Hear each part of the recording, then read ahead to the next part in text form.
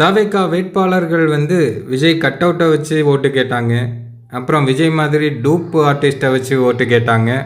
இப்போ வந்து அது எல்லாத்துக்கும் மேலே ஒரு படி தாண்டி ஹாலோகிராம் டெக்னிக்கில் விஜயை கொண்டு வந்து ஓட்டு கேட்டுட்ருக்காங்க. அதாவது ஒளி மூலமாக விஜய் அவர்களுடைய ஒரு 3D உருவம் அப்படி கொண்டு வந்து அதில் விஜய் வந்து பிரச்சாரம் பண்ணுற மாதிரி இப்போது வந்து ஒரு ஐடியாவை கும்பகோணம் தவேகா வேட்பாளர் வந்து பண்ணியிருக்காராம். இது வந்து விஜய் பிரச்சாரத்துக்கு வர்றதில்லை அப்படிங்கிறதுக்காக இந்த மாதிரி டெக்னிக்லாம் யூஸ் பண்ணிகிட்ருக்காங்க.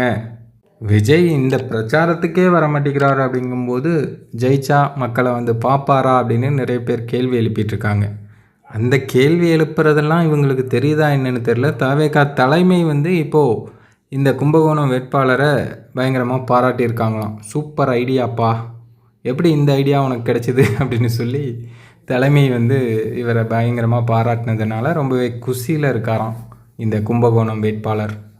புஷி ஐயாவோட மைண்ட் வாய்ஸ் இப்போ என்னவாக இருக்கும்னா, இதை முதல்ல சொல்லி தொலைய மாட்டிங்களாடா, நான் இவ்வளோ நாள் அவரை இட்டுன்னு போகிறதுக்கே எனக்கு பெரும்பாடு ஆயிடுச்சே, எல்லா இடங்கள்லையும் இப்படியே பண்ணியிருப்போமே அப்படின்னு அவருடைய மைண்ட் வாய்ஸ் இருக்கும்னு நினைக்கிறேன்.